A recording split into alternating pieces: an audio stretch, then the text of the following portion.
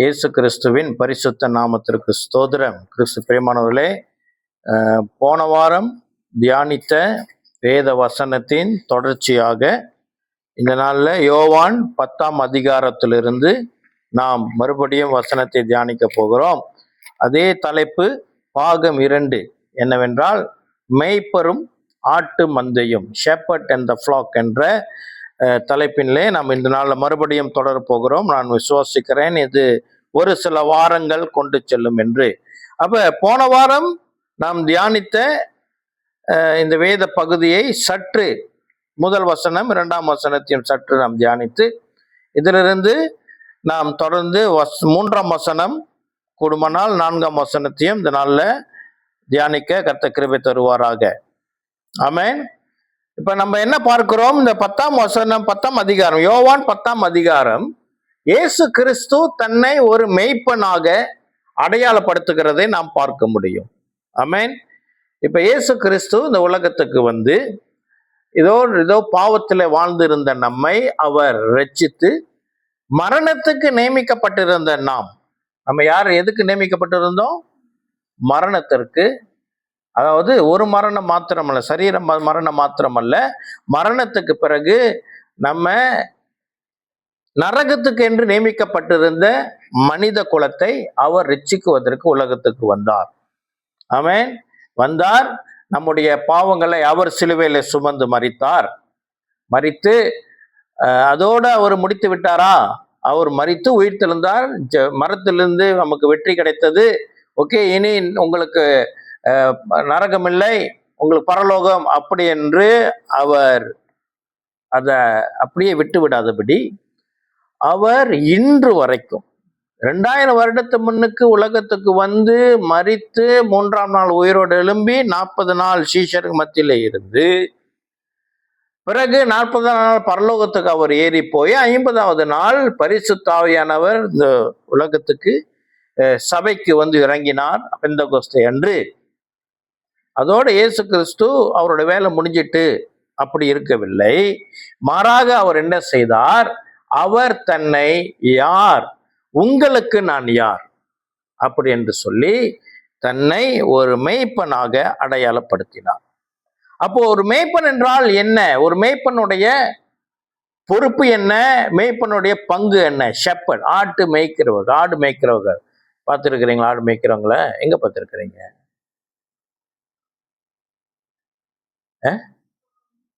எந்த ஃபார்ம்ல பார்த்தீங்க? யாரு ஆடு மேய்க்கிறவங்கள பார்த்துருக்கிறீங்க? ஊர்ல எல்லாம் பார்க்கலாம், சரியா? இங்கேயும் இருக்குது, ஆனால் நம்ம பார்க்கறது இல்லை. அரசாங்கம் வந்து அப்படியே கொஞ்சம் தூரத்தில் இன்டீரியர் இடத்த கொடுத்து அவங்க ஆடு மாடுகளை வளர்க்குறதுக்கு என்ன செஞ்சுருக்கிறாங்க, இடம் கொடுத்துருக்குறாங்க. ஆனால் நம்ம வெளியே எங்கேயும் பார்க்கறது இல்லை. எங்க?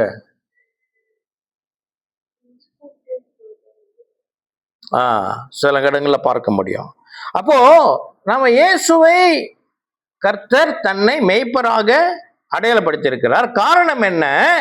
He wants us to understand him in detail.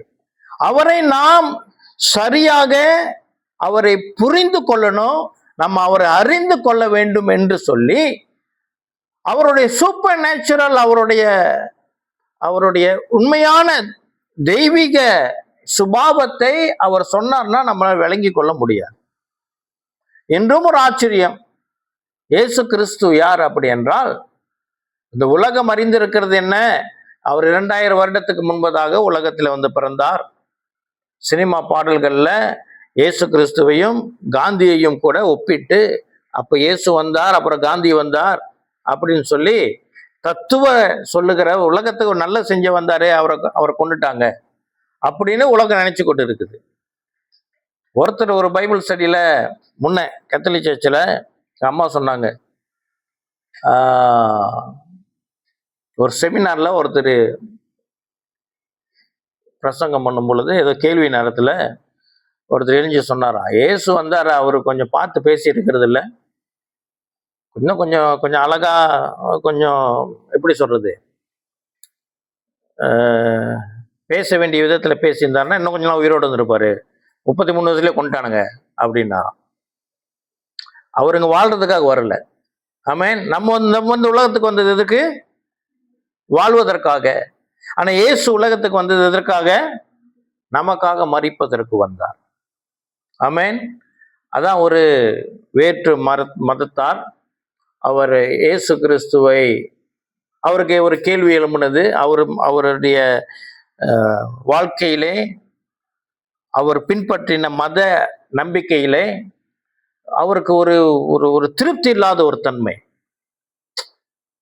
நான் சரியான தேவனை தான் வணங்குறேனா, சரியான கடவுளை வணங்குறேனா அப்படின்னு சொல்லி ஒரு சந்தேகத்தில் இருக்கும் பொழுது, இவருக்கு ஒரு நாள் அவர் ரூம்ல என்ன செஞ்சிருக்கிறாரு, நீ உண்மையான கடவுள் ஒருத்தர் இருந்தாருன்னா வாங்க என் முன்னுக்கு, நான் உங்களை பார்க்கணும் அப்படின்னு ஒரு கூப்பிட்ட உடனே இயேசு அந்த ரூமுக்கு வந்தாராம். உண்மையா நடந்த சம்பவம், வெளிநாடுல. நான் தான் உன்னை படைத்தேன், நான் தான் இயேசு அப்படின்னு சொல்லும்போது இவர் சொன்னாராம், ஒரே நான் உங்களை பார்த்துட்டேன். ஓ, நான் நான் நான் நான் இனி என் வாழ்கள் நான் உங்களுக்காக நான் மறிக்கணும்.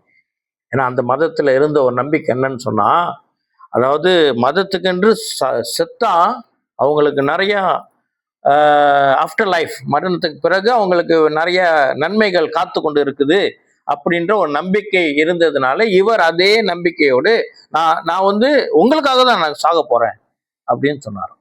அப்ப இயேசு சொன்னாராம், உனக்காக நான் மரிச்சிட்டேன், இனி நீ வாழ், எனக்காக நீ வாழு அப்படின்னாரு. ஆமென். அதான் 2 கொரிந்தியர் 5:15 பிழைத்திருக்கிறவர்கள் இனி தங்களுக்கென்று பிழைத்திராமல் தங்களுக்கென்று மரித்து உயிர்த்தவருக்காக பிழைத்திருக்க வேண்டும் என்று சொல்லி அவர் அனைவருக்காகவும் மரித்தார் அப்படின்னு சொல்லுது. அப்ப நம்ம என்ன வாழணும்? அப்ப இந்த உலகத்துல நம்ம வாழணும் அப்படி என்றால், இந்த உலகம் சவால் நிறைந்த உலகம்.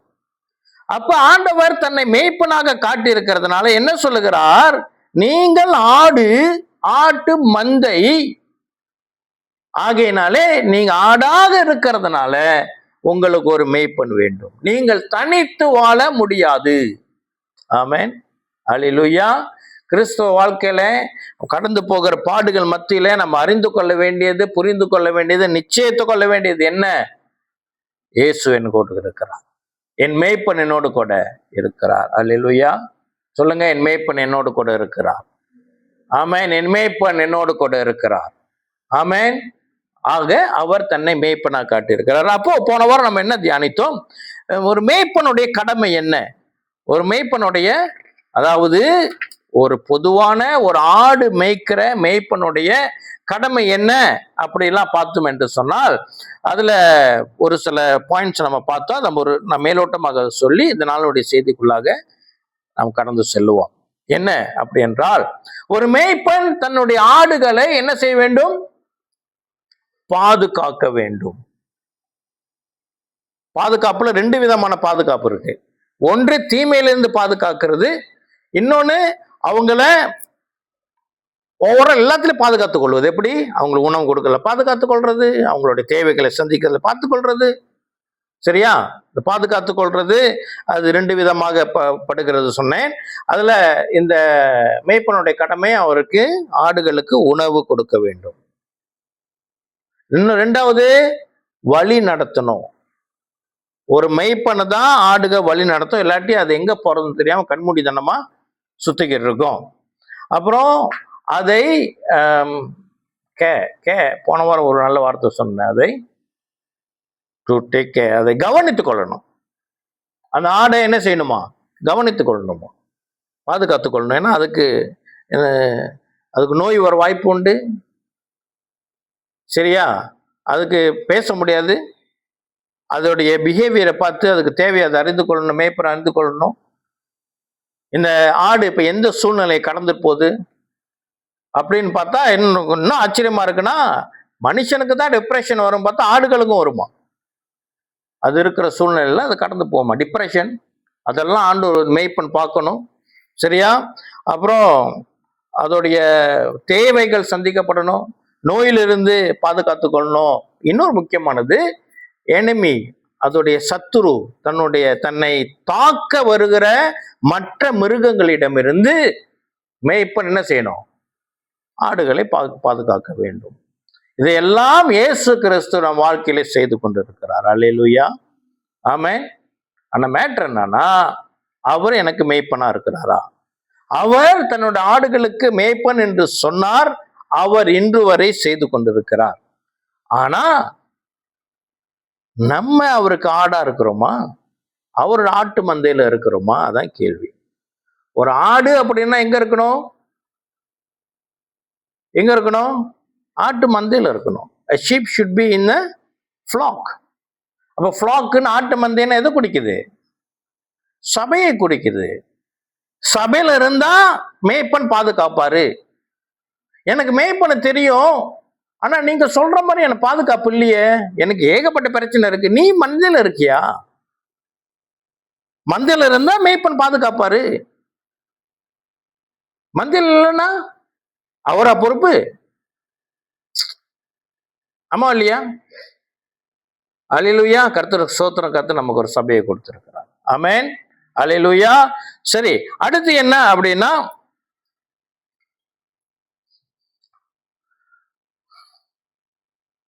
இது இன்றைய வசனத்தில் வருகிற பாயிண்ட்ஸ் எல்லாம் இருக்குது. போன வாரமே கொஞ்சம் பேசியாச்சு, மறுபடியும் சொல்றேன். சங்கீதம் 23 அவருடைய குணாதிசயங்களை பார்க்க முடியும். அவர் ஒரு மேய்ப்பன் என்ன செய்கிறார் அப்படின்னா, அவர் புல்லுள்ள இடங்களிலே மேய்த்து செல்வார். தண்ணீர் அண்டையிலே அவருக்கு, அதாவது ஆட்டுக்கு நல்லா கேட்போம். இப்போ இது இயேசு வாழ்ந்த பிரதேசம் எது? Israel, middle east. அங்க நம்மள மாதிரி அடிக்கடி மழை பெய்கிற இடமே இல்லை. இஸ்ரேல்ல ஒரு வருடத்துல ஒரு 3 முறை தான் மழை பெய்யுமா. ஒரு 3 நாள் தொடர்ந்து கொஞ்சம் கொஞ்சம் கொஞ்சம் நேரம் மழை பெய்யும். மற்ற நாள்லாம் மழையே இருக்காது. ஆச்சரியம் என்னன்னா, இப்ப நம்ம வெளியே போய் பார்த்தோம்னா ஃபுல்லா மேகம் தான். அப்படித்தானே? ஃபுல்லா மேகம் தானே இருக்கும். நான் இஸ்ரேல்ல போய் பார்த்து ஆச்சரியப்பட்டது, மேகத்தையே பார்க்க முடியாது. அப்படியே திறந்த வானமா இருக்கும். ஏன்னா அங்க மழை பெய்யறது இல்லை. சரியா? ஆனா இப்போ இந்த மழை பெய்யாத நேரத்துல, சில நேரத்துல இந்த கடுமையான வெயில் காலத்திலும் கூட வறட்சி டைம் வரும், வறட்சி நேரம் வரும். வறட்சி நேரம்னா ட்ரை சீசன். ட்ரை சீசன்ல அந்த தண்ணீர் ஊற்று இருக்கு இல்லையா? தண்ணீர் என்னது, கிணறு, தண்ணீர் கிணறு இருக்குது இல்லையா? அது கூட காஞ்சி போறதுக்கு வாய்ப்பு உண்டு. அந்த நேரத்திலையும் தண்ணி சோர்ஸ் இல்லை. அப்பயும் என்ன செய்யணும்? மேய்ப்பன், தண்ணீர் இல்லை, ஆடுங்க நீ தண்ணி குடிக்காம இருங்க அப்படின்னு விட்டுற முடியாது. மேய்ப்பன் என்ன செய்யணும்? சரியான மேய்ப்பன் தண்ணி தேடி கொடுத்தே ஆகணும். ஆமென். அப்போ போன வாரம் அது தியானித்தோம். அப்போ மேய்ப்பனுடைய பங்கு என்ன? வறட்சி நேரத்திலும் நம்மை போஷிக்கிறது. ஓகே. இந்த உலகம் இப்போ ரொம்ப டேஞ்சரஸான ஒரு டைம்ல இருக்குது. அங்க யுத்தம் நடந்துக்கு இருக்குது. யுத்தத்துல என்ன வந்துருச்சான்? இந்த முக்கியமான இதுல கையை வச்சுட்டானுங்க. பெட்ரோலை கையை வச்சுட்டாங்க. பெட்ரோல், கேஸ் இதுல கையை வச்சுட்டாங்க. இப்ப பெட்ரோல் விலை ஏறி இருக்குது. உண்மையா? ஏறி இருக்கா விலை? சப்சிடி இல்லாதவங்களுக்கு, இந்த ஐஸ் இல்லாம எண்ணெய் ஊத்துறவங்களுக்கு விலை எவ்வளவு? இப்ப 3 வெள்ளி சொச்சம், 3.20 ஏறிச்சு கன்ஃபார்ம்.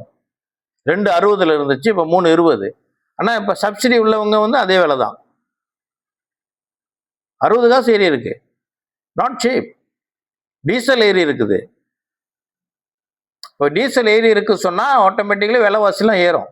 ஏன்னா டிரான்ஸ்போர்ட் சம்மந்தப்பட்டதுனால விலைவாசி ஏறும். என்ன நடக்க போகுது சொல்லுங்க? எப்படி கடந்து போகிறோம்? விலைவாசி ஏற போகுது. ஆமே.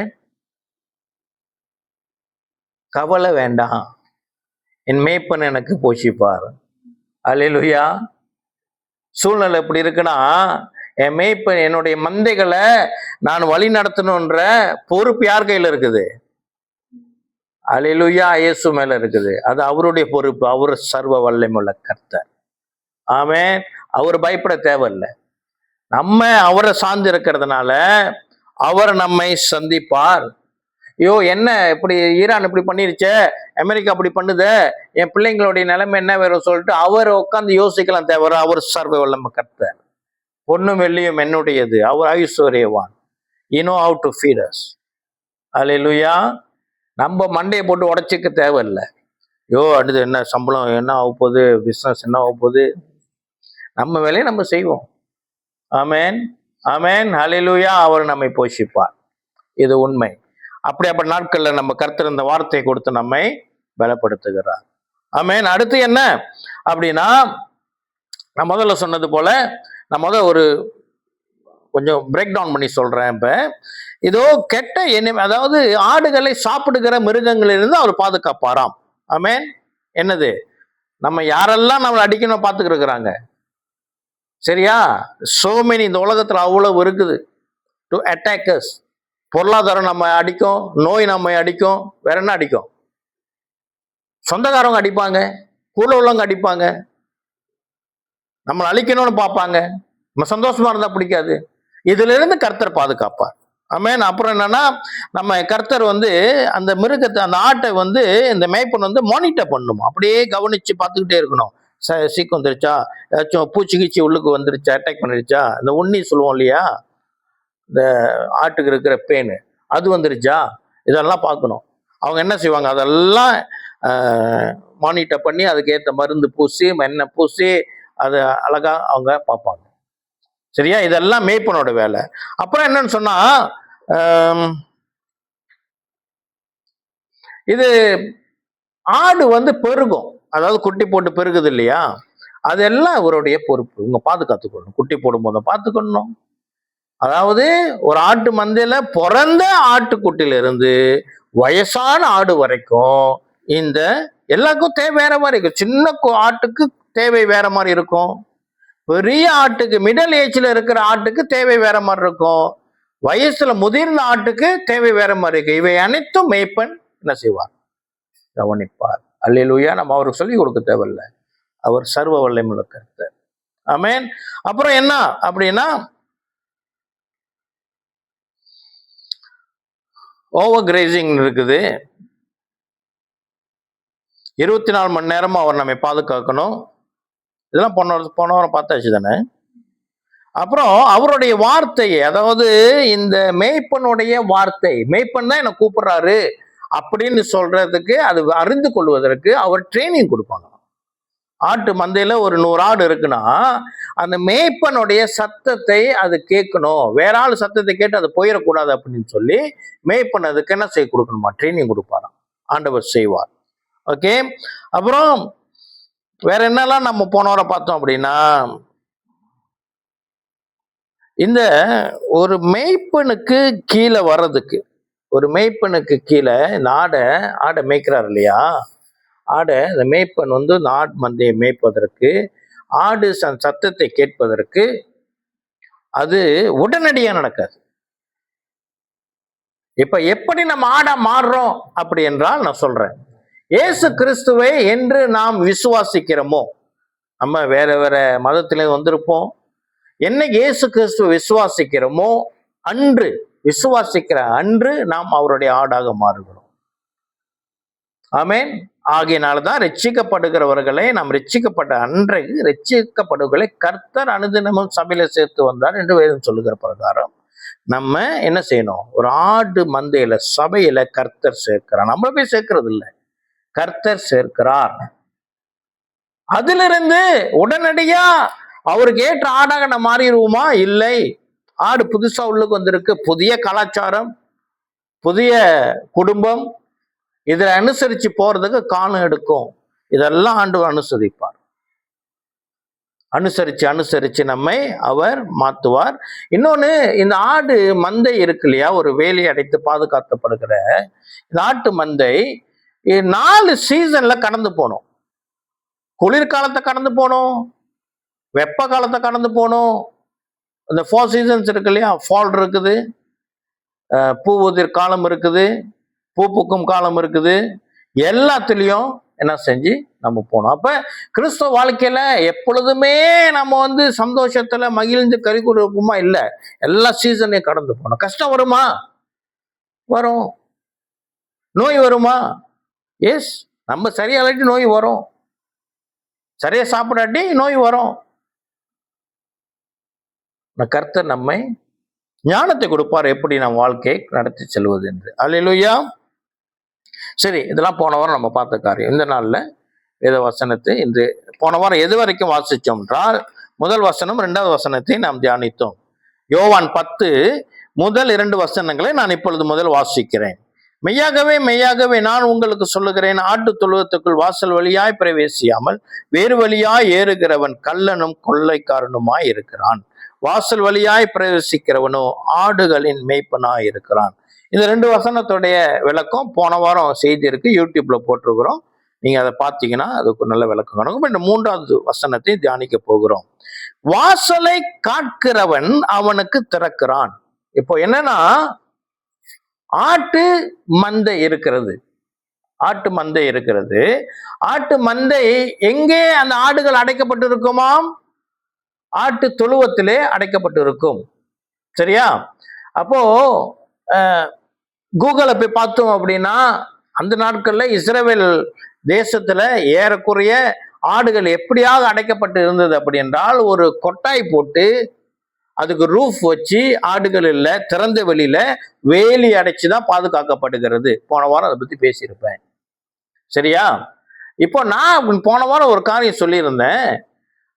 இப்ப அந்த ஆடு செம்மறி ஆடு, நம்ம பேசிக்கொண்டு தியானித்து கொண்டு இருக்கிறது வெள்ளாடு அல்ல, செம்மறி ஆடு. உடம்புல நிறைய முடி பஞ்சு இருக்கும் இல்லையா, அந்த செம்மறி ஆடு. இந்த செம்மறி ஆடு அந்த கூகுளோட இல்லஸ்ட்ரேஷன் சில டிராவிங்ஸை பார்க்கும் பொழுது, ஆடு ஏறக்குறைய இவ்வளவு உயரம் இருக்குது அப்படின்னா, அதோடைய ஃபென்சிங், அதோடைய வேலியும் இவ்வளவு உயரம் தான் இருக்குது, பெருசா மேல வரைக்கும் போடல. அப்போ நான் சொன்னேன், இந்த ஆடு அதே பாஞ்சு போறதுக்கும் வாய்ப்பு இருக்குது அப்படின்னு. ஆனா நான் 2 நாள் முன்னுக்கு ஒரு வீடியோ பார்க்கும் பொழுது அதுல எனக்கு ஒரு ஆச்சரியம் வந்துச்சு. என்னன்னு சொன்னா, இந்த வெள்ளாடு இருக்குல்ல, நார்மல் ஆடு இருக்கு இல்லையா, அந்த நாட்டு ஆடு எல்லாம் பாக்குறோமே, இந்த ஆடுங்களுக்கு ஒரு வேலையை பாஞ்சு குதிச்சு போக தெரியுது. செம்மறி ஆடுக்கு குதிக்க தெரியல, அது போய் நிக்குது அங்கே, அதுக்கு மேல போக முடியல அதால. சரியா? இப்ப செம்மறி ஆடு இதுக்கு ஒரு சுபாவம் என்ன, கிறிஸ்துவோட சுபாவம் என்ன? உண்மையான ஒரு செம்மறி ஆடா நம்ம இருந்தோம் அப்படி என்றால் நம்ம என்ன செய்ய மாட்டோம்? கர்த்தரை விட்டு நம்ம அங்கே பாஞ்சு போக மாட்டோம். அதனாலதான் மத்திய 25வது அதிகாரத்துல இயேசு கிறிஸ்து 2 விதமாய் ஆடுகளை பிரிக்கிறார். வெள்ளாட்டு கூட்டம், செம்மறி ஆட்டு கூட்டம். நியாயத்தீர்ப்பை குறித்து பார்க்கிறோம். அப்ப ஆண்டவர் இந்த செம்மறி ஆட்டு கூட்டத்தை என்ன சொல்லுகிறார்? அவர்களை அவரோடு கூட இருக்கும்படி அழைத்து கொள்ளுகிறார். இந்த வெள்ளாட்டு கூட்டத்தை என்ன செய்கிறார்? அவர் புறம்பே தள்ளுகிறார். அப்ப we need to make sure நம்ம ஆட்டு மந்தையில இருக்கிறோம், என்ன ஆடா இருக்கிறோம் பார்க்கிறோம். சம்டைம் நம்மளும் ஆடுன்னு சொல்லிப்போம், கிறிஸ்தவ சொல்லிக் கொள்வார்கள் நானும் ஆடுதான் அப்படின்னு. ஆனா அது எப்படியாப்பட்ட ஆடா இருக்கும்? இந்த வேலிக்குள்ள அடங்கி இருக்கிறதாக எப்பெல்லாம் பாயணும் பாயும், அங்க பாயணும், அது அழகா இருக்குது அங்க பாயும், இது அழகா இருக்குது இது பாயும். ஆனா என்ன சொல்லும்? என்னுடைய மேய்ப்பன் இவர் தான். சரியா? அப்போ என்ன வசனம் சொல்லுகிறது? வாசலை காக்கிறவன் அவனுக்கு திறக்கிறான். 3வது வசனம், வாசலை காக்கிறவன் திறக்கிறான். இந்த ஆட்டு மந்தை இருக்குது. இந்த ஆட்டு மந்தையில அதுக்கு ஒரு போட்டிருக்கிற வேலியில தனியா அதுக்கு ஒரு கேட் இருக்குது. என்ன இருக்கு? கேட் இருக்கு, கதவு இருக்குது. அந்த கதவு அண்டையில ஒருத்தர் நின்று அந்த கதவை பாதுகாக்கிறாராம். அவர் மேய்ப்பன் அல்ல. நல்லா பார்ப்போம். இந்த வசனத்துல 3ஆம் வசனத்துல 2 நபரை குறித்து சொல்லப்பட்டு இருக்கிறது. நான் முழுசா படிச்சிடறேன். வாசலை காக்கிறவன் அவனுக்கு திறக்கிறான், ஆடுகளும் அவன் சத்தத்திற்கு செவி கொடுக்கிறது. என்ன? வாசலை காக்கிறவன் ஒருவன் அவனுக்கு திறக்கிறான். யாருக்கு? மேய்ப்பனுக்கு வாசலை காக்கிறவன் கதவை திறந்து கொடுக்கிறானாம். திறந்த உடனேயே அந்த மேய்ப்பன் அது உள்ளுக்கு போகிறார். அல்லது இப்படி சொல்லுகிறது, ஆடுகளும் அவன் சத்தத்துக்கு செவி கொடுக்கிறது. அவன் தன்னுடைய ஆடுகளை பேர் சொல்லி கூப்பிட்டு அவைகளை வெளியே நடத்தி கொண்டு போகிறான். அப்ப யார் இந்த மேய்ப்பன்? இயேசு கிறிஸ்து. என்ன சந்தேகம் இருக்கா? இல்ல. மேய்ப்பன் யாரு? இயேசு கிறிஸ்து. அப்ப வாசலை காக்கிறவர் யாரு?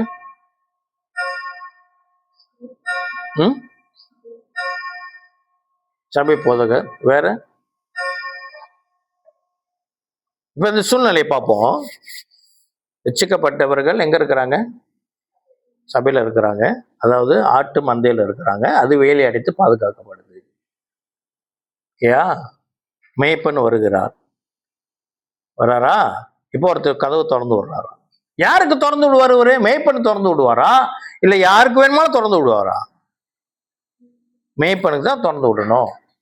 அப்ப யார் இந்த திறந்து விடுறவர்? யோசிப்பா.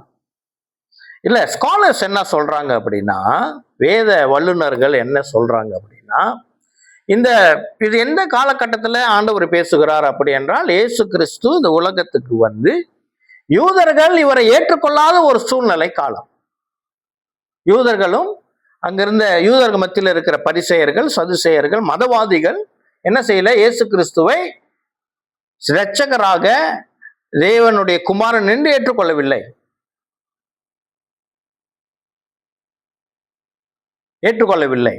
அப்போ அவர் என்ன சொல்கிறார்? அந்த காலகட்டத்தில் ஒரு பேசுகிறதுனாலே இவர்தான் யாரு? இரட்சகர், இவர்தான் வரவேண்டியவர் என்று யூதர்களுக்கு ஒருத்தர் அறிமுகப்படுத்தினார் இயேசு கிறிஸ்துவை.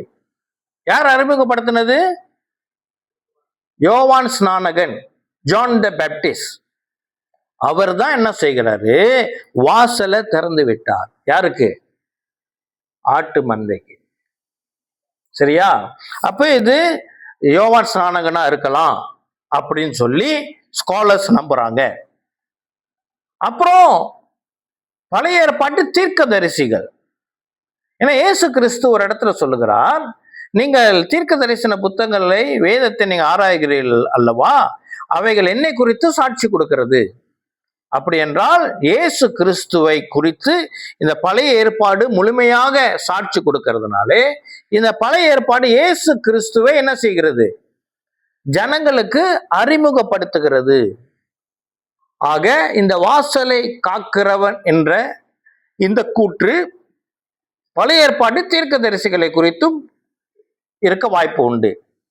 இன்னொன்று, அது இஸ் வெரி லாஜிக், அது உண்மை, நான் விசுவசிக்கிறேன், அது சரியான ஒரு விளக்கம். என்னன்னா, இப்ப ரட்சிக்கப்படுகிறவர்கள் யாரு?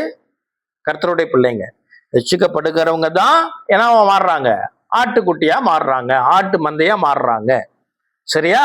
இப்ப ஆட்டு மந்தையை சபையில கூடி வந்துட்டு, இப்ப சபையில இதோ கர்த்தருடைய வார்த்தை, மேய்ப்பன் வார்த்தையானவரை, சரியான மேய்ப்பனை, இந்த ஜனங்களுக்கு சரியான வார்த்தையை இந்த ஆடுகளுக்கு கொடுக்குவதற்கு வாசலை காக்கிறவர் யார் என்றால் பரிசுத்த ஆவியானவர். ஆமென். பரிசுத்த ஆவியானவர் ரட்சிக்கப்படும் பொழுது, ரட்சிக்கப்பட்டு நம்ம என்று ஞானஸ்தானம் எடுக்கிறோமோ பரிசுத்த ஆவியானவரை பெற்றுக்கொள்கிறோம். பரிசுத்த ஆவியானவர் என்ன செய்கிறார்? நமக்கு நம்மை வேலி அடைத்து பாதுகாக்கிறார். ஆமென். வேலை அடைத்து பாதுகாத்து மெய்ப்பன் சரியான வார்த்தை, கர்த்தருடைய வார்த்தை வரும் பொழுது நம்மை அந்த வார்த்தைக்கு நேராக நம்மை வழிநடத்துகிறார். அல்லேலூயா. ஒன்று. இன்னொன்று, நான் விசுவாசிக்கிறேன், 5 வித ஊழியங்களை குறித்து வேதம் சாட்சி கொடுக்கிறது. பார்ப்போம். எபேசியர் 4ஆம் அதிகாரம்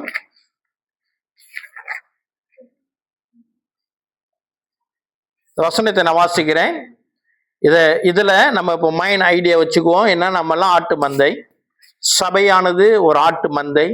இந்த ஆட்டு மந்தையிலே அப்போஸ்தலர் நடபடிக்கை 2:47 பிரகாரம் நம்ம எல்லாம் கர்த்தர் தான் சபையில சேர்த்திருக்கிறார். சரியா? ஏன் ஏகப்பட்ட சபைகள் இருக்குது அப்படின்னா, இப்ப ஆட்டு மந்தை மலேசியால எத்தனை இருக்கும்?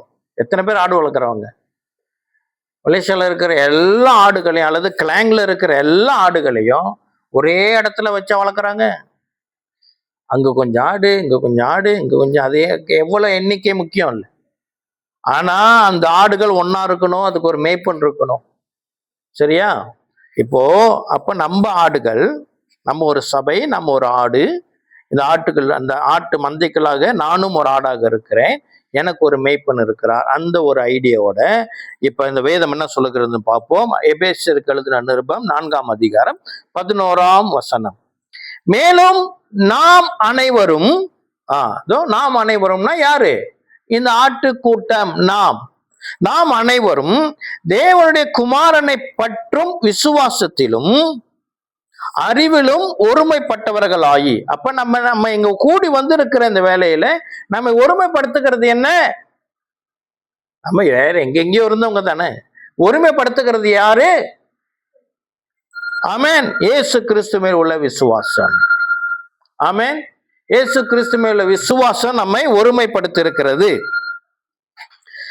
குமாரனை பற்றும் விசுவாசத்திலும் அறிவிலும் ஒருமைப்பட்டவர்களாகி கிறிஸ்துவனுடைய நிறைவான வளர்ச்சியின் அளவுக்கு தக்க பூரண புருஷன் ஆகும் வரைக்கும்.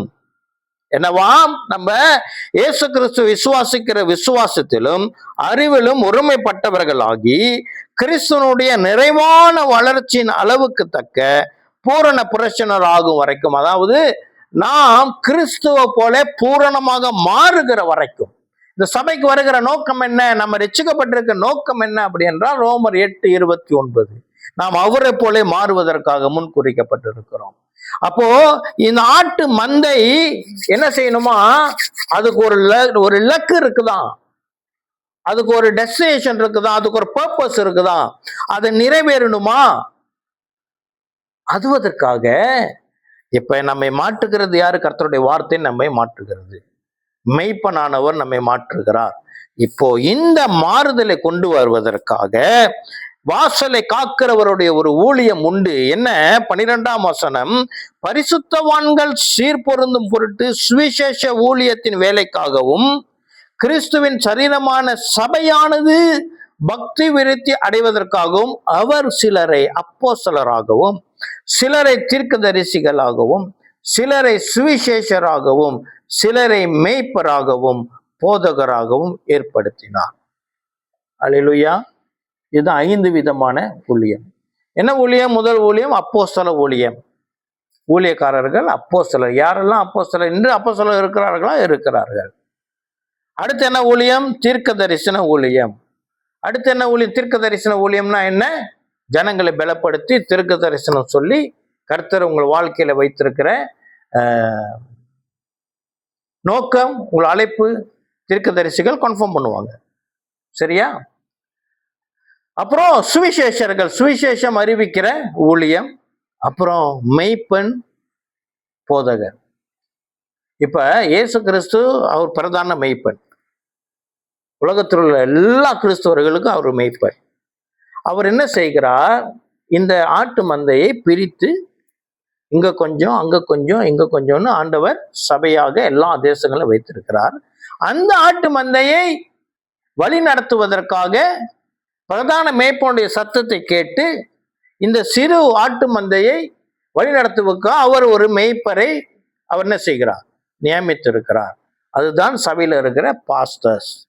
அவங்களுக்கு இன்னொரு பொறுப்பு என்ன? அவங்க போதிக்கணுமாம். என்னவாம்? சிலரை மேய்ப்பராகவும் போதகராகவும் ஏற்படுத்தினார். அல்லேலூயா. அப்போ இந்த வாசலை காக்கிறவர் யாரு? ஆட்டு மந்தைய கர்த்தருடைய வார்த்தை இயேசு கிறிஸ்துவோடு கூட இவர்கள் உறவுல இருக்கணும் அப்படி என்று இந்த 5-fold மினிஸ்ட்ரி ஊழியக்காரர்கள் ஜனங்களை வழி நடத்துவார்கள். அப்ப ஆண்டவர் இவங்களை எங்க வச்சிருக்கிறாங்க? இந்த 5 விதமான ஊழியக்காரங்கள் எங்க வச்சிருக்கிறார் ஆண்டவர்? சபையில வைத்திருக்கிறார்.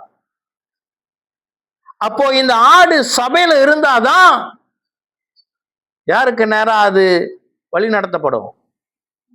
இயேசு கிறிஸ்துவுக்கு நேரா. நான் ஆடு ஆனா சபையில இல்லை அப்படின்னா அவரு பொறுப்பு இல்லை. ஆமென். அல்லேலூயா. சரி, இப்போ அந்த யோவான் 10ஆம் அதிகாரத்தை நம்ம மறுபடியும் இன்னும் கொஞ்சம் ஆழமா நம்ம பார்ப்போம். 3ஆம் வசனம், யோவான் 10:3, வாசலை காக்கிறவன் அவனுக்கு திறக்கிறான். அப்போ இந்த ஐடியா இது நம்ம ரொம்ப சுலபமா விளங்கி கொள்ள முடியும் தானே? வாசலை காக்கிறவர், அது வாசல் மூடி இருக்குது. ஆமென். அப்ப இந்த தீர்க்க தரிசன ஊழியர்கள், சுவிசேஷ ஊழியர்கள், அப்போஸ்தல ஊழியர்கள், மெய்ப்பன் பாஸ்டர் என்ன செய்யறாரு? இந்த இந்த இந்த ஆட்டை என்ன செய்யறாங்க? பாதுகாக்கிறாங்க. இது நம்ம நல்லா பார்ப்போம், யோசிச்சு பார்ப்போம். அப்ப ஒரு பாஸ்டருக்குள்ள ஒரு சபை அடங்கி இருக்க வேண்டும். ஆமென். ஒரு பாஸ்டருக்குள்ள சபை அடங்கி இருக்க வேண்டும். இதை கர்த்தர் நியமித்தது. நம்மளே இதை சொந்த விளக்கம் கொடுத்து சொல்லல, இதை கர்த்தர் நியமித்தது. ஆதி திருச்சபையில மேய்ப்பர்கள் இருந்தாங்க. பவுல் போய் மேய்ப்பர்களை அவர் என்ன செய்தார்? ஸ்தாபித்தார். மூப்பர்கள் என்று வேதம் சொல்லுகிறது. அந்த நாட்கள்ல மூப்பர்கள் என்றால் பாஸ்டர்ஸ் தான். It's very important. அடுத்து என்ன? இந்த 3வது வசனத்தை இன்னும் தொடர்ச்சியாக பார்க்க போகிறோம். வாசலை காக்கிறவன் அவனுக்கு திறக்கிறான், ஆடுகளும் அவன் சத்தத்திற்கு செவி கொடுக்கிறது. அல்லேலூயா, ஆமென். இப்போ ஆடு, நம்ம என்ன சொன்னா, ஆடு மந்தை எப்படி இருக்கும்? திறந்த வெளியில தான் இருக்கும். சரியா? திறந்த வெளியில தான் இருக்கும். திறந்த வெளியில இருக்கும் பொழுது ஆட்டுக்கு சுற்றி கேட்கிற சத்தங்கள் ஆட்டுக்கு கேட்குமா கேட்காதா? கேட்குமா இல்லையா? இப்ப வசனம் சொன்ன ஆடுகளும் அவன் சத்தத்திற்கு செவி கொடுக்கிறது. செவி கொடுக்கிறது வேற, செவி கொடுக்கிறது வேற, நம்ம காதுல கேட்கிற எல்லா சத்தத்தையும் கேட்கறது வேற. ஓகே, என்ன அப்படின்னா, இந்த உலகத்துல நம்ம காதுல என்னென்ன சத்தம்லாம் வந்து கேட்குது? என்னென்ன சத்தம்லாம் வந்து கேட்குது? வாலிப பிள்ளைங்க உங்களுக்கு நல்லா தெரியும். ஃப்ரெண்ட்ஸ் என்னென்னலாம் பேசுறாங்க, என்னென்னலாம் ஆலோசனை கொடுக்குறாங்க, சொந்தக்காரங்க என்னென்னலாம் பேசுறாங்க, என்னென்னலாம் நம்மகிட்ட ஆலோசனை கொடுக்குறாங்க, மீடியா என்னென்னலாம் சொல்லி கொடுக்குது, பேசுது தானே, என்னென்னமோ பேசுது. இந்த ஆடோடைய பொறுப்பு என்ன? இந்த ஆடோடைய பொறுப்பு என்ன? மேய்ப்பனுடைய குரலுக்கு மட்டும் செவி கொடுக்கணுமா? அதெல்லாம் கேட்கும். அப்படி போக்கு சவுண்டு போ. நம்ம காது வந்து மூடுற மாதிரி இல்லையே, திறந்தானரு. கண்ணை மூடுற மாதிரி ஆண்டவர் படைச்சிருக்காரு. காதை மூடுற மாதிரி படைச்சிருக்காரா? இல்ல. எல்லா சத்தம் கேட்கும். நம்மளை புறம் போடுவாங்க, அது நம்ம காதுல வந்து விழும். நம்ம செய்யாததை செஞ்சோன்னு சொல்லுவாங்க, வந்து நம்ம காதுல விழும். நீ எதுக்குமே லாய்க்கு இல்லை அப்படின்னுவாங்க, நம்ம காதுல வந்து விழும். நீ சரியில்லைன்னுவாங்க, காதுல விழும். நம்ம மட்டம் தட்டுவாங்க, காதுல விழும். எல்லா செய்தியும் நம்ம காதுக்கு வரும். காது கேட்கிற மாதிரி இருக்கிறதுனால நம்ம காதை அடைச்சி கொள்ள முடியாது. ஆனா நமக்கு ஒரு பழக்கம் இருக்கணும். மேய்ப்பன் அதை நம்ம கற்றுக் கொடுப்பார். என்ன? அவருடைய செய்திக்கு மாத்திரம், அவருடைய வார்த்தைக்கு மாத்திரம் நாம் செவி கொடுக்கிறவர்களாக கர்த்தர் நம்மை பழக்குவிப்பார். அல்லேலூயா, ஆமென். அவருடைய வார்த்தை மாத்திரம். இந்த ஆடுகள் இந்த சபையில் இருக்கும் பொழுது பழக்கி வைக்கப்படும். என்ன? மேய்ப்பன் வருகிறார், மேய்ப்பன் கூப்பிடும் பொழுது இவர் வாசலை திறக்கிறார். வாசலை காக்கிறவர், ஊழியக்காரர்கள் வாசலை திறந்து கொடுக்கிறார்கள். என்ன செய்யும்? ஆடுகள் மேய்ப்பனுடைய சத்தத்தை கேட்கும். ஆமென். அப்போ இந்த ஆட்டு மந்தைக்கு எத்தனை மேய்ப்பன் இருக்க வேண்டும்? இந்த வாசலை காக்கிறவர்கள் எத்தனை பேர் இருக்கணும்? ஒருவன் தானே போட்டிருக்குங்க. பாருங்க என்ன சொல்லுகிறது? வாசலை காக்கிறவன். காக்கிறவர்கள் போல, காக்கிறவன் ஒருவன். அப்ப ஆட்டு மந்தைக்கு ஒரு பாஸ்டர் தான் இருக்கணும். சரியா? ஆமென். இப்போ சில பேருக்கு நிறைய, எனக்கு அவரு அந்த பாஸ்டருடைய அட்வைஸை கேட்பாங்க, இந்த பாஸ்டருடைய அட்வைஸை கேட்பாங்க. ஏதாச்சும் ஒண்ணுன்னா அந்த பாஸ்டர், எங்களுக்கு நாங்க இந்த சர்ச்சுக்கு போறோம், வேற வழி இல்லாம போயிட்டு இருக்கிறோம், ஆனா எங்களுக்கு வந்து அவர் தான் பாஸ்டர். ராங். ஆட்டு மந்தையில இருக்கிறது இங்க ஆட்டு மந்தையை போஷிக்கிறவர் இந்த பாஸ்டர். இவர் தான். இவர் நேரம் டைம் எல்லாத்தையும் விட்டுட்டு ஊழியம் செஞ்சு பிரயாசப்பட்டு செய்தியை ப்ரிப்பேர் பண்ணி சபைக்காக மந்தைக்காக ஜெபிக்கிறதெல்லாம் ஆனா விசுவாசம் இந்த ஆடு எங்க காட்டும்? வேற ஒரு பாஸ்டருக்கு விசுவாசத்தை காட்டும். அவர் கெட்ட பாஸ்டரா? இல்லவே இல்லை. அவரும் கர்த்தர் நியமித்த பாஸ்டர் தான். புரியுதா என்ன சொல்றேன்னு? இந்த ஆட்டுக்கு பொறுப்பு இருக்குது. நீ எந்த மந்தையில இருக்கிறோ அந்த மந்தையில இருக்கிற அந்த மந்தையோடைய பாஸ்டருக்கு நீ செவி கொடு. அல்லேலூயா. அப்ப என்ன வசனம் சொல்லுகிறது? ஆடுகளும் அவன் சத்தத்திற்கு செவி கொடுக்கிறது. இப்போ நம்ம எப்படியாப்பட்டவர்களா இருக்கணும்? செவி கொடுக்கறதுனா நம்ம கவனமா கேட்கிறவர்களா இருக்க. எல்லாத்தையும் போட்டோம்னா நமக்கு தான் மண்டை வலி, டிப்ரெஷன், சீக்கு, நோய் வரும். எல்லாத்தையும் நம்ம பர்சனலா எடுத்துக்கிட்டோம்னா, அவங்க சொல்றது இவங்க சொல்றது, ஐயோ மீடியாவை திறந்தா ஐயோ ரொம்ப ஆபத்தாயிடுச்சு, நீங்க சாப்பாடுலாம் சேர்த்து வைங்க. அன்னைக்கு ஒரு செய்தி பார்த்தா இந்தியா தேசத்தை அதோடைய ஃபியூல், கச்சா எண்ணெய், அதாவது பெட்ரோல், அந்த இந்தியா தொடர்ந்து ஓடுவதற்கு ஒரு 6 மாசத்துக்கு தான் அவங்கள்ட்ட எரிபொருள் இருக்குதான். 6 மாசமா இல்ல 3 மாசமா எனக்கு சரியா தெரியல. அவங்க ஒரு கணிப்பு கொடுத்துருக்குறாங்க. இப்ப இருக்கிற இந்த எண்ணெய் தட்டுப்பாடுல இந்தியா தேசம், மேபி ராங்கா சொல்லியிருந்தா நீங்க மன்னிச்சிருங்க, இந்தியா தேசம் இன்னும் சஸ்டெயின் பண்றதுக்கு ஒரு 6 மாசத்துக்கு தான் அவங்கள்ட்ட என்ன இருக்குதான். இந்த போர் இன்னும் தொடர்ந்து போனுச்சு அப்படின்னா அது இந்த இந்தியா தேசம் மட்டுமில்ல, உலகத்தில் எல்லா தேச நிலைமை அப்படிதான் இருக்குது. இந்த செய்திலாம் வரும், பயம்புறுத்துகிற செய்தி வரும். என்னது? பயம்புறுத்துகிற செய்தி வரும், காதுல வந்து கேட்கும். அதுல இன்னொரு கொடுமை என்னன்னு சொன்னா, எங்கேயோ ஒரு இடத்துல ஒரு பிள்ளைய ஒருத்தன் கடத்திட்டு போயிட்டான் அப்படின்னா அந்த செய்தியை ஃபுல்லா வாட்ஸ்அப்ல வைரல் ஆக்கி பிள்ளைங்களை பாதுகாத்துக் கொள்ளுங்க, பிள்ளைங்களை பார்த்துங்கன்னு அடுத்து பிள்ளைய கடத்துறவன் இங்கதான் வரான் அப்படின்னு பயத்தை மூட்டும். எதுக்கு நம்ம செவி கொடுக்கிறோம்?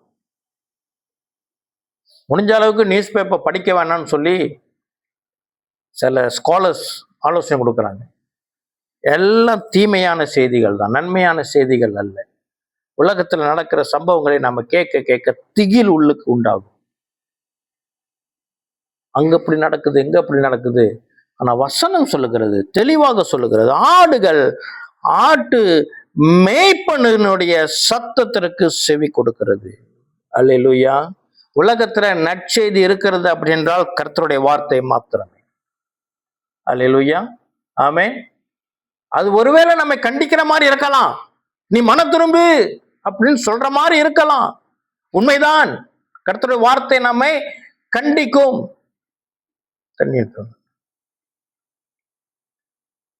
ஆனா நம்ம செவி கொடுக்கணும். மேய்ப்பனுடைய சத்தம் நம்ம கண்டிச்சிச்சு அப்படின்னா, நமக்கு அது செவி கொடுத்தோம் அப்படின்னா நம்ம அது கீழ்ப்படிக்கணும்னு அர்த்தம். நம்ம கர்த்தருடைய வார்த்தைக்கு செவி கொடுத்து கீழ்ப்படிஞ்சோம்னா நமக்கு ஆசீர்வாதம். அல்லேலூயா, ஆமென். கர்த்தருடைய வார்த்தைக்கு நாம் கீழ்ப்படியணும், வார்த்தை கேட்கணும்.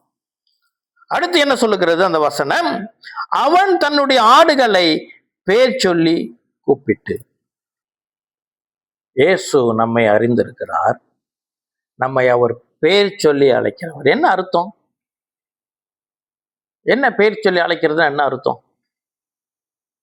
அம்மா நமக்கு எல்லாம் பேர் இருக்குது, பேர் சொல்லி அழைக்கிறார், அது மட்டும் தானே. எங்க அப்பா ஒரு தடவை சொன்னாரு, முன்னாள் MIC தலைவர் யார் ஒரு பேரு, சாமிவேலு வந்து ரொம்ப பிரபலமானவர், அப்படித்தானே? பிள்ளைங்களுக்கெல்லாம் சாமிவேலு தெரியாது, சாமிவேலு பிரபலமானவர். அப்ப ஏதோ ஒரு தமிழ் ஸ்கூல்ல ஏதோ ஒரு விழாவுக்கு அவர் வந்த பொழுது எங்க அப்பா ஒரு மூலையில நின்றுக்கிட்டு இருந்தாராம்.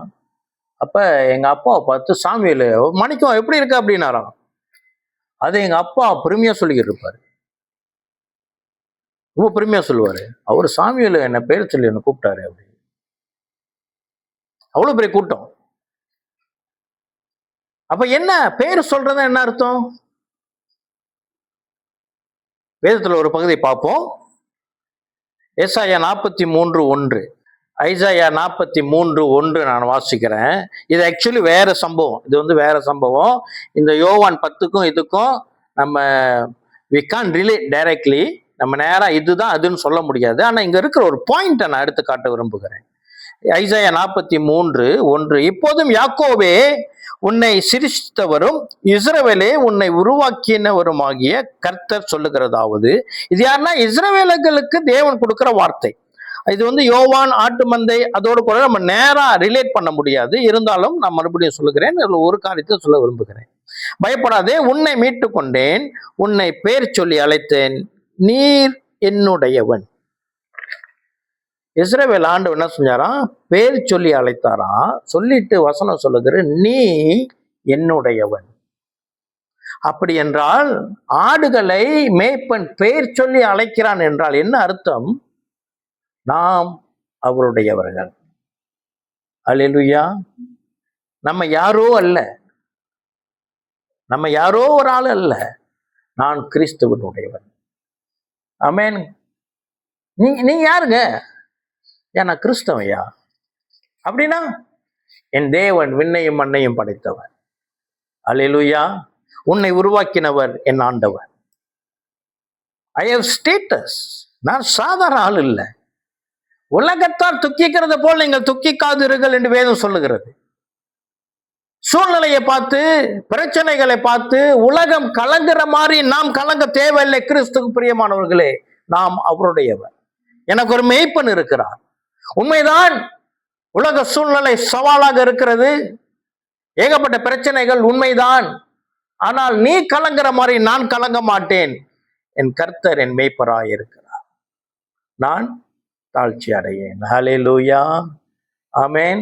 அவர் நம்மை பெயர் சொல்லி அழைக்கிறார். என்ன அர்த்தம்? அவர் நம்மை அறிந்திருக்கிறார்.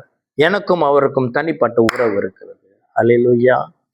ஒரு 100 ஆடு மேய்ஞ்சி இருக்குது வச்சுக்கோ. அதுல ஒரு ஆடோட பேரு என்ன வைக்கலாம்? ஒரு ஆட்டுக்கு ஒரு பேர் சொல்லுங்க.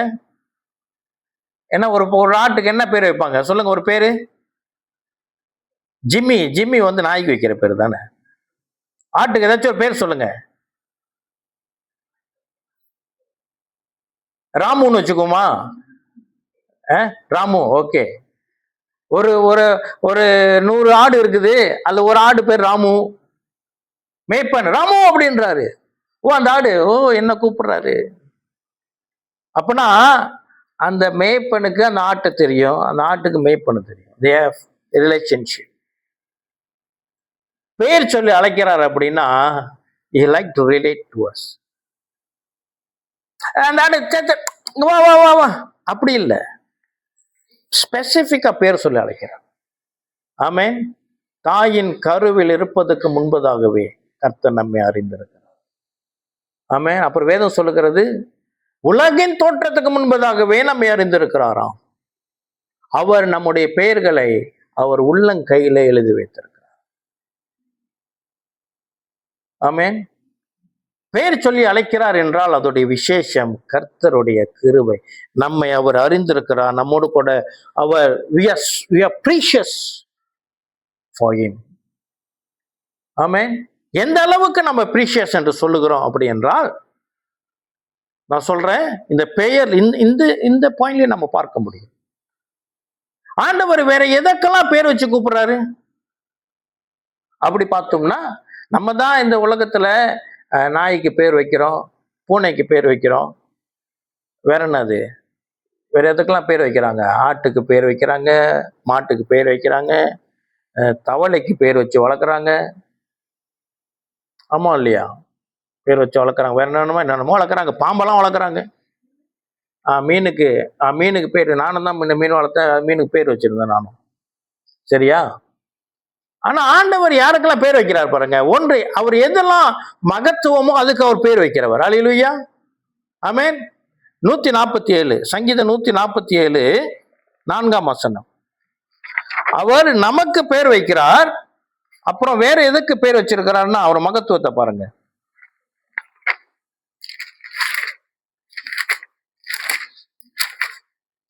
சங்கீதம் 147 4. அவர் நட்சத்திரங்களின் இலக்கத்தை எண்ணி அவைகளுக்கெல்லாம் பேரிட்டு அழைக்கிறார். அல்லேலூயா. நட்சத்திரங்கள், நட்சத்திரம் எப்படி இருக்குது? மின்னிக்கிட்டு இருக்குது. நட்சத்திரம் மறைஞ்சிருக்குமா? மறைஞ்சிருக்காது. அப்ப நட்சத்திரக்கு பெயரிட்டு அதோட மகத்துவத்தை உலகத்தை காட்டுகிறார் என்றால், கிறிஸ்து பிரியமானவர்களே, அவர் ஆட்டு மந்தையில அவர் சத்தத்தை கேட்கிற ஆடுகளுக்கு அவர் பெயர் சொல்லி அழைக்கிறார். அவர் நம்மை பிரகாசிக்க வைக்கிறார். ஆமென். இப்ப நட்சத்திரம் மறைஞ்சிருக்க முடியாது. கிறிஸ்து பிரியமானவர்கள், ஆட்டு மந்தை, கர்த்தருடைய வார்த்தையை கேட்கிறவர்கள், மேய்ப்பனுக்கு அடங்கி இருக்கிறவர்கள், ஆட்டு மந்தையில இருக்கிறவர்களுடைய வாழ்க்கை எப்படி இருக்கும்? நிச்சயமாய் பிரகாசிக்கும். ஆமென். அவர் பார்வையில we are precious. நம்ம மகத்துவம் நிறைந்தவர். ஆமென். அவர் நம்ம பேரிச்சு. உலகத்துல நம்ம தெரியாம இருக்கலாங்க, never mind. நம்ம தமிழர்களுக்கு ஒரு பிரச்சனை, மற்றவங்களுக்கு இந்த பிரச்சனை இருக்கா இல்லைன்னு தெரியல. தமிழர்களுக்கு ஒரு பிரச்சனை, பத்திரிக்கையில என் பேரை போடுங்க. அது இந்தியாவில் ரொம்ப ஆமா தானே, பத்திரிக்கையில என் பேரை போடலங்க. எல்லாருக்கும் தேங்க்ஸ் சொன்னாரு, எனக்கு என் பேரை சொல்லவே இல்லை. ஆமா இல்லையா? எல்லாரும் அவங்களுக்கு எல்லாம் செய்றீங்க, எனக்கு செய்ய மாட்டீங்க.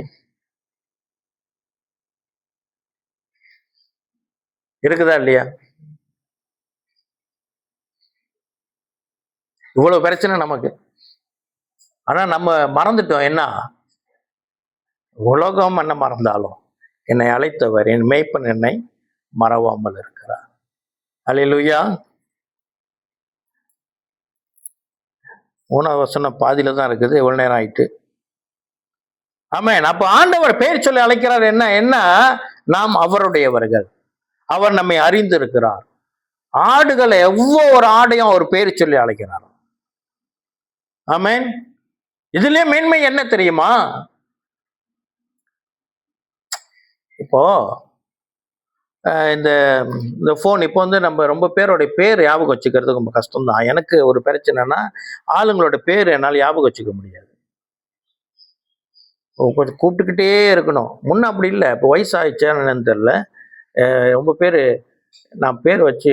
இப்போ நீங்கள் உங்கள் பைபிள் ஸ்டடி நடத்துனால நீங்கள் 3 பேர் இருக்கிறீங்க, ஏஞ்சலினா, ஜாக்சன், மெடலின்.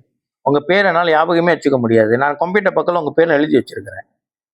ஆரம்பத்தில் அதை பார்த்து பார்த்து தான் எனக்கு ஞாபகம் வச்சு. இப்போ ஓகே, இப்போ ஞாபகம் வந்துருச்சு, ப்ராக்டிஸ் பண்ணி பண்ணி வந்துருச்சு. இப்போ அந்த மாதிரி ஒரு உதாரணம், நான் சொன்ன உதாரணம் வச்சு சொல்கிறேன். ஆக்சுவலி காட்டுக்கு அந்த மெமரி பிரச்சனைலாம் இல்லை அவருக்கு. ஆனால் பொதுவாக நான் சொல்கிறேன்னு, பொதுவாக நம்முடைய யாராவது முறை அறிமுகம் ஆகுறாங்க, அவங்களுடைய பெயர் என்ன, நான் இந்த பெயர் சொல்கிறாங்க, நம்ம என்ன செய்யறோம்? ஓகே, நம்பர் கொடுங்கன்னு ஃபோனில் சேவ் பண்ணி வச்சுக்கிறோம், நம்பர் எடுத்து. அப்போ அவங்க ஒருவேளை நம்ம அந்த ஃபோன் நம்பர் அங்கே சேவ் பண்ணலை அப்படின்னா, அவங்க நமக்கு கால் பண்ணும்போது வெறும் நம்பர் தான் வரும். அப்படிதானே? வெறும் நம்பர் தான் வரும். யார் கூப்பிட்றா நமக்கு தெரியாது. அன்னைக்கு இவர் சொன்னார், இவர் நம்பர் தான் அதுன்னு நம்ம ஞாபகம் வச்சுக்க முடியுமா? 10 நம்பர் இருக்குது, 11 நம்பர் இருக்குது, ஞாபகம் வச்சுக்க முடியுமா? Can we remember? முடியாது. அப்போ என்ன செய்கிறோம்? பேரை பதிவு பண்ணிக்கிறோம். அல்லேலூயா. அப்போ ஃபோன் வரும் பொழுது, ஓ இந்த நம்பர் அன்னைக்கு பார்த்துமே, இவர் கூப்பிடுறாரு அப்படின்னு ஞாபகம் வரும். அப்படிதானே? அப்படிதானே? அப்பனா எனக்கு உங்க பேர் ஞாபகம் இருக்குதுன்னா என்ன அர்த்தம்? நான் அந்த நம்பரை பதிவு பண்ணி வச்சிருக்கிறேன், அந்த பேரை நான் எழுதி வச்சிருக்கிறேன். ஆமென். கிறிஸ்து பிரியமானவர்களே, இயேசு என்னையும் உங்களையும் பெயர் சொல்லி அழைக்கிறார் என்றார், நம்முடைய பெயரை அவர் ஜீவ புத்தகத்திலே எழுதியிருக்கிறார். அல்லேலூயா. நம்ம பெயர் எங்க எழுதப்பட்டிருக்குதா? ஜீவ புத்தகம், பரலோகத்துல ஒரு புத்தகம் இருக்குது, நம்முடைய பெயர் அங்க எழுதப்பட்டு இருக்கிறது. அல்லேலூயா. ஆமென். அப்போ யாரா அவர் பெயர் சொல்ல அழைக்கிறார்? சொந்த ஆட்டை தான் பெயர் சொல்ல அழைக்கிறார், மந்தைக்கு வெளியே இருக்கிற ஆடு அல்ல. அதனாலதான் சபை கொடுத்தல் ரொம்ப முக்கியம். அதான் சொல்லி இருக்கிறேன், சேர்ச்சுக்கு வரணும்னு எத்தனை தடவை சொல்லியிருக்கேன் நானு. இன்னும் வாயா, நம்ம மந்தையில இல்லைன்னா அவர் நம்ம பேரை சொல்லி கூப்பிட மாட்டாரு. We won't have relationship with God. ஆமென். அல்லேலூயா. எல்லா சூழ்நிலையிலும் அந்த ஆடு எங்க இருக்கணும்? மந்தையில தான் இருக்கு. இல்லை எனக்கு சூழ்நிலை சரியில்லைங்க, இப்படி இருக்கு, நான் கொஞ்ச நேரம் ஆட்டு மந்தைக்கு வெளியே இருக்கிறேன்னு சொன்னா அதோட நிலை இன்னும் மோசமாயிடும். அதான் ஒரு ஊழியக்காரர், என்னோட ஃபேவரட் ஒரு ஊழியக்காரர் அவர் சொல்லுவாரு, வாழ்க்கை ஒரு பாடு, ஆகினால் நீ தொடர்ந்து பாடு. அப்பனா ஆண்டவர் துதி. எங்க எங்க தனி வாழ்க்கையில துதிக்கணும்? என்னது? சபை கூடுதலையும் நீ கூடி ஆண்டவரை துதிக்கணும். வாழ்க்கை ஒரு பாடு. ஆகினால் நீ தொடர்ந்து பாடு. இல்லைன்னா ஓன் பாடு பெரும்பாடு. ஆமென். அது உண்மை. ஆக நம்ம சபையில இருக்கணும். கர்த்தர் நம் நாமத்தை பேர் சொல்லி அழைக்கிறவர், நம்மை விசாரிக்கிறவர். அல்லேலூயா. ஏன் பேர் சொல்லி அழைக்கிறாரு? எப்படி இருக்க? ஏய் ராமு, அந்த ஆட்டு பேர் ராமு தானே வச்சோம். எங்க இருக்குன்னு தெரியல அந்த ராமு. இப்ப ஆண்டவங்க கூட சேர்த்திருவாரு. ஆமென். ராமு என்ற ஒரு ஆட்டை கர்த்தருக்கு வந்து சேர்க்க போறாரு. அல்லேலூயா. கர்த்தர் சேர்ப்பார். இப்போ என்ன செய்வாரு? கூப்பிடுறாருன்னா அவர் அறிந்திருக்கிறார், விசாரிக்கிறவர், கர்த்தர் தேற்றுகிறவர். ஆமென். அடுத்து என்னவா அந்த வசனம் சொல்லுகிறது? ஆடுகளை பேர் சொல்லி கூப்பிட்டு. ஏன் கூப்பிடுறாரு? வசனம் சொல்லுது கூப்பிடுகிறார் அப்படின்னு நிறுத்தல. ஆடுகளை பேர் சொல்லி கூப்பிட்டு அவைகளை வெளியே நடத்தி கொண்டு போகிறான். அல்லேலூயா. He got a purpose. ஒரு காரணத்திற்காக ஆண்டவர் மேய்ப்பன் ஆட்டை பேர் சொல்லி கூப்பிடுகிறாராம். Is calling. இங்கிலீஷ்ல எப்படி போட்டிருக்கு? அடுத்து இங்கிலீஷ் பைபிள் இருக்கா? இல்ல. அடுத்த வாரம் நீங்க இங்கிலீஷ் பைபிள் கண்டிப்பா கொண்டு வரணும். சரியா? ஓகே. கூப்பிடுறாராம். எங்க கூப்பிடுறாரு? அங்கே கூட்டத்துல கூப்பிட்டா எப்படி இருக்கு அப்படி இல்ல. கூப்பிடுறாரு. கம் கம் கூப்பிடுறாரு. கூப்பிட்டு என்ன செய்யறாராம்? அவைகளை வெளியே நடத்தி கொண்டு போகிறார். எங்க நடத்தி கொண்டு போறாரு? ஆட்டு மந்தையில் இருக்குது ஆடுகளாம். ஒரு ஆட்டை மேய்ப்பன் கூப்பிட்டு வெளியே கொண்டுட்டு போறாராம். வெளியே எங்க கொண்டுட்டு போறாருன்னா, இதோ அருமையான சங்கீதம் 23 நாம் அதோடைய விளக்கத்தை பார்க்க முடியும். அதோடைய சூழ்நிலையை நாம் அறிந்து கொள்ள முடியும். சங்கீதம் 23 நான் முதல்ல இதை தான் வாசிச்சேன்.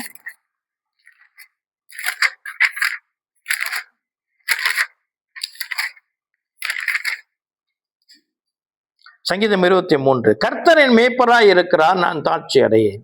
அவர் எங்க கூட்டி போறாரா? இங்க எழுதப்பட்டிருக்கு. அவர் என்னை புல்லுள்ள இடங்களில் மேய்த்து அமர்ந்த தண்ணி அண்டையில் என்னை கொண்டு போய் விடுகிறார். அல்லேலூயா. என்ன அர்த்தம்? புல்லுள்ள இடங்களை மேய்க்கிறார்னா அது சாப்பாட்டை குறித்து பேசல.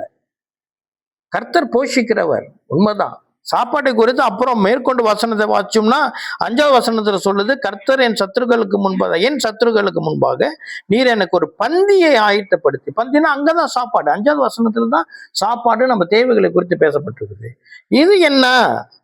இந்த என்ன போட்டிருக்குது? புல்லுள்ள இடங்களில் மேய்த்து அமர்ந்த தண்ணீர் என்னை கொண்டு போய் விடுகிறார். அப்படி என்றால் என்ன இந்த அர்த்தம்?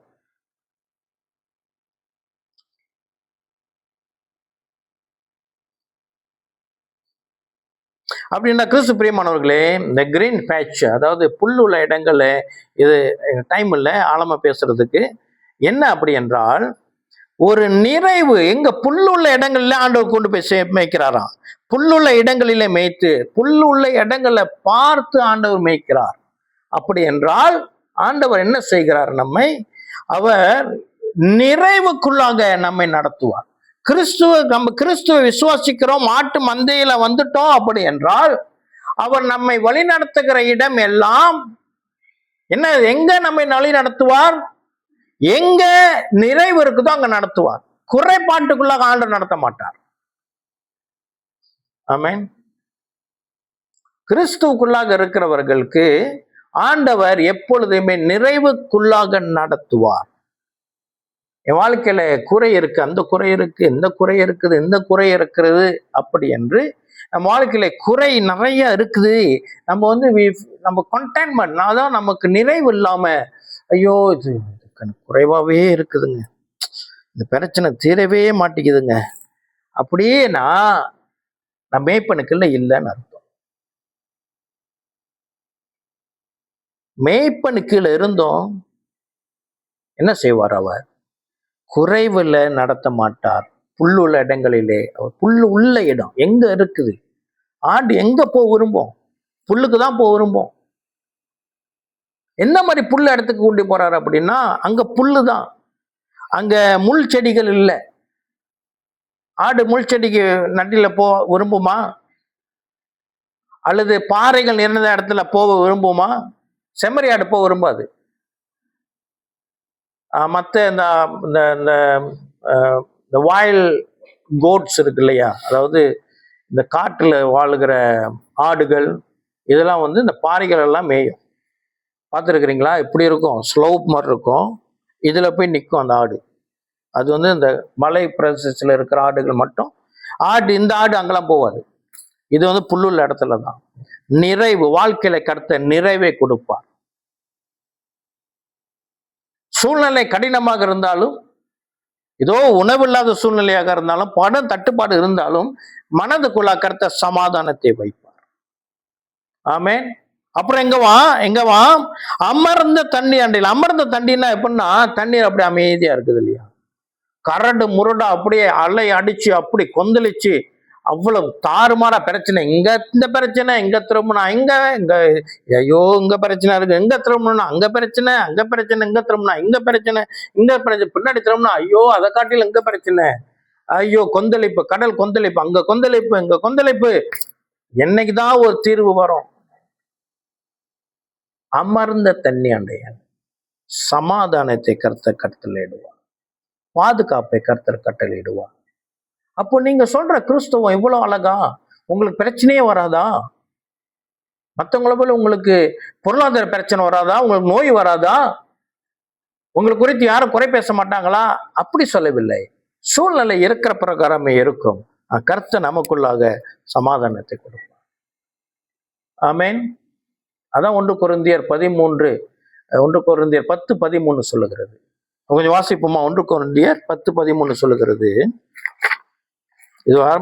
இது அருமையான ஒரு வசனம்.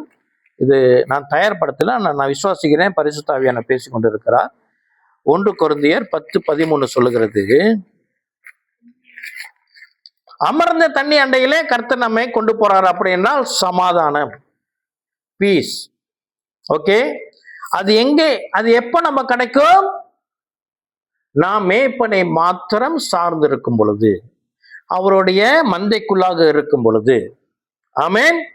இப்ப அதுக்கு ஆப்போசிட்டான, அதற்கு எதிர்மறையான ஒரு சூழ்நிலை அது எப்போ வருகிறது என்று 1 கொரிந்தியர் 10:13 சொல்லுகிறது. மனுஷருக்கு நேரிடுகிற சோதனையே அல்லாமல் வேற சோதனை உங்களுக்கு நேரிடவில்லை. அப்படின்னா பவுல் சொல்லுகிறார், உங்களுக்கு சோதனை வருதுங்க, ஆனா அது உங்களுக்கு மட்டும் வரல, மனுஷனுக்கு வருகிற சோதனை தான்.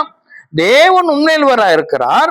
உங்கள் திராணிக்கு மேலாக நீங்கள் சோதிக்கப்படுகிறதற்கு அவர் இடம் கொடாமல், அதாவது இந்த கொந்தளிப்பு நிறைந்த தண்ணீர் போல இருக்கிற சூழ்நிலை, இந்த சோதனை கர்த்தர் உங்கள் திராணிக்கு மேலாக நீங்கள் சோதிக்கப்படுகிறதற்கு அவர் இடம் கொடாமல், சோதனையை தாங்க தக்க சோதனையோடு கூட அதற்கு தப்பிக்கொள்ளும்படியான போக்கையும் உண்டாக்குவார். அதாவது ஆண்டவர் உங்களை இந்த சோதனையிலிருந்து பாதுகாப்பார் அல்ல, சோதனை வராமல் உங்களை பாதுகாத்துக்குவார். அதாவது இந்த அமர்ந்த நீரண்டை அப்படி இல்லையா, என்ன செய்வாரா? சோதனை வரும் பொழுது சோதனையும் வரும், சோதனைக்கான தீர்வையும் கர்த்தர் கொடுப்பாராம். ஓகே, சொல்லிட்டு சோதனையோடு கூட அதற்கு தப்பிக்கொள்ளும்படியான போக்கையும் உண்டாக்குவார். ஆகையால், அடுத்த வசனம், so that, ஆகையால் எனக்கு பிரியமானவர்களே விக்கிரக ஆராதனைக்கு விலகி ஓடுங்கள். அப்படி என்றால் என்ன? இந்த முன்னாடி சொல்லப்பட்ட வசனத்துல என்னவா? கரடுமுரடான சோதனைகள் ஏன் வருமாம்? விக்கிரக ஆராதனை இருக்கும் பொழுது அது வருமாம். விக்கிரத்தை ஆராதிக்கிற எதெல்லாம் நம்ம வாழ்க்கையில விக்கிரமா இருக்குது, மேய்ப்பன் விட்டுட்டு மேய்ப்பன் இடத்துல வேற எதை வைத்திருக்கிறோம்? சோசியல் மீடியா வாங்க வச்சிருக்கிறோமா?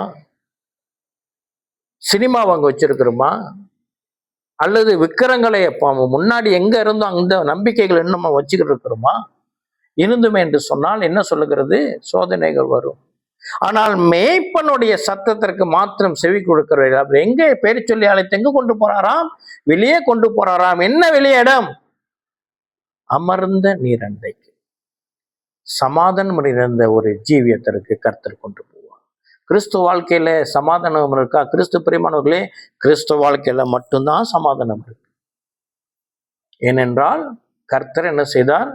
என் சமாதானத்தை விட்டு சொல்லுகிறேன். அவர் நம்மை சமாதானப்படுத்துகிறார். சூழ்நிலைகள் மத்தியில் நாம் சமாதானத்தை நாம் நிச்சயமாய் நாம் அனுபவிப்போம். அல்லேலூயா, ஆமென். வாங்க சற்று நேரம் எழுந்து நின்று நாம் ஜெபித்து ஒப்பு கொடுப்போம். கிருபை நிறைந்த ஆண்டவரே, உமக்கு நன்றி செலுத்துகிறோம். கர்த்தர் எங்கள் மேய்ப்பராய் இருந்து எங்களை பெயர் சொல்லி அழைத்து வெளியே கொண்டு போய் அமர்ந்த நீரண்டையில சமாதானத்தை கட்டளையிடுகிற கர்த்தருடைய சுபாவத்துக்காக உம்மை அதிகமாய் துதித்து அதிகமாய் ஸ்தோத்திரிக்கிறோம். ஆண்டவரே, உம்மை பற்றி கொண்ட பிள்ளைகள் உம்முடைய ஆட்டு மந்தையிலே சேர்க்கப்பட்ட இந்த ஆடுகள் கூட தகப்பனுடைய அன்பிலே, மேய்ப்பனுடைய பாதுகாப்பிலே, மேய்ப்பனுடைய அரவணைப்பில கர்த்தரைங்களை வைத்திருக்கிறதுக்காக உம்மை துதித்து ஆராதிக்கிறோம். அப்பா பிதாவே, ஒருவேளை இந்நாள் வரை நாங்கள் இதோ எங்கள் மேய்ப்பனுக்கு விரோதமாக இதோ 1 கொரிந்தியர் 10:14 சொல்லுகிற பிரகாரம் விக்கிர ஆராதனைக்கு உடையவர்களாக இருந்தோம் என்று சொன்னால் கர்த்தரைங்களை மன்னியும் மன வருந்துகிறோம். அதனால நாங்கள் தீர்மானிக்கிறோம், எங்கள் மேய்ப்பனுக்கு உண்மை உள்ளவராக, மேய்ப்பனை மாத்திரம் நாங்கள் பிடித்து கொண்டவர்களாக இருப்போம் என்று சொல்லி ஒரு தீர்மானத்தோடு கூட கர்த்தருக்கு ஒப்பு கொடுக்கிறோம். இந்த நாளில் வந்திருக்கிற யாவரையும் இயேசு கிறிஸ்துவின் நாமத்தினால் ஆசீர்வதிக்கிறேன். நன்மையும் கிருபையும் பின்தொடர கர்த்தர் இரக்கம் நாளில் உம்முடைய வார்த்தை எங்களை புடமிட்டு உம்மை போல மாற்றும்படி ஜெபித்து ஒப்பு கொடுக்கிறோம். இந்த வார்த்தைக்காக நன்றி, வந்திருக்கிறவர்களுக்காக நன்றி. கர்த்தருடைய இரக்கம் நாங்கள் அடுத்த வாரம் கூடி வரும் வரை எங்களோடு கூட இருக்கும்படியா ஜெபித்து ஒப்பு கொடுக்கிறோம். கரங்களை உயர்த்தி ஆசீர்வாதத்தை பெற்றுக் கொள்வோமாக. பிதாவாகிய தேவனாலும் கர்த்தராகிய இயேசு கிறிஸ்துவினாலும் பரிசுத்த ஆவியானவருடைய அன்னுடைய ஐக்கியத்தினாலும் கிருபையும் சமாதானமும் இரக்கமும் கர்த்தர் வருமளவும் நம்மோடு கூட இருப்பதாக.